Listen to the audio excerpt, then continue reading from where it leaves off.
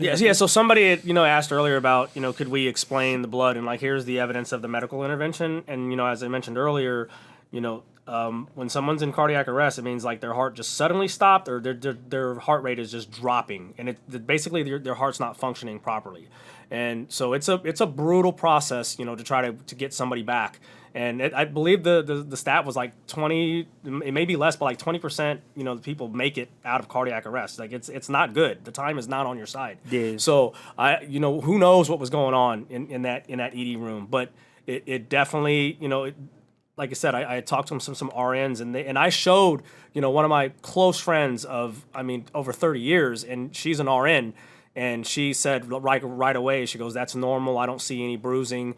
And he could have some swelling due to fluids and inactivity, because at the time that those pictures were taken, like I said, he'd been gone for almost 2 hours, and so and in most cases, they do postmortem care to where they'll clean the body up so the family can identify him. But if you're deceased loved one, if your loved one's dying, they will at times let you come in and see them. And what I thought was kind of strange is, think about this, when we're talking about conspiracy, right? So his claim was, oh look, they put all this stuff on him to stage the scene, and he wasn't hooked up to nothing, but they allowed you to go in there and take pictures of it and expose everybody. That makes absolutely zero sense. It's actually laughable, and that people actually bought that. So you're the only one that they allowed in there to just take pictures of the sloppy setup that they did. Oh, well, here we just set your brother up to make it look like he's dead, but go ahead and bring your iPhone you can take pictures. Here. That's cool. Yeah, you take pictures. Yeah, pictures, and we know you're going to put up on YouTube, and you have all these law degrees. We trying to hide this, but yeah, you can take a picture. Go ahead. But yeah, I guess it's okay. Expose it all. So that's the first thing that came to mind when I saw that. I was like, really?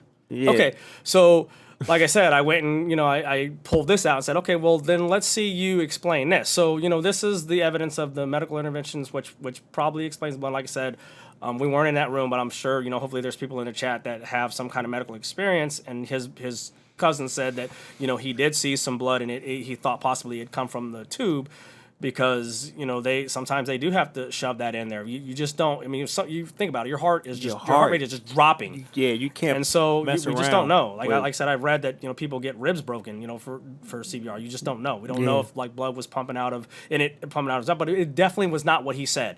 Blood coming out of the eyes, nose, and mouth, and the cut tongue. Nope. So never shown it. And I have read that if somebody is having a seizure during time, that often they bite their tongue, but there's no evidence of that, so I didn't speak on that. But like I said, I was looking for stuff on that death certificate when it was pending, and then this final autopsy report. And so if the medical examiner didn't see anything, then there's one of two things: he didn't see anything, and it's true, or he did falsify it, but you don't have no evidence to support it. And if that's all you have is a picture, that's not going to be enough. And like I said, I'm going to believe this over you any day. And so until you can present something else that refutes this is what's official. This is what's in the Maricopa County Medical Examiner's office. Which he hasn't seen. Which I would expect that you would have, right? And then you would be able to go through this and explain to me what all these words are and all the stuff that he's saying and refute it all. So, like I said, most of what was going on with him, he was in good shape. Just if your heart's bad and that goes out, it don't matter about anything else. To his sister and his family has, and and like I said, when in the last one, like if one thing that I've learned from him, definitely not languages, even though he wanted me to do that. One thing that he inspired me to do was to save everything and archive it, because you never know when you're going to need this stuff. And I had talked to, even though Renee had like I said, she shared a lot of this stuff with me, and she said, a lot of this stuff, like if I didn't have it, it actually saves me, even though this would officially can't come out. But I mean, without like all this other stuff with the screenshots and the audio and the video, I mean, it just makes his case even stronger. But now we know, with all this evidence, it falls flat on its face.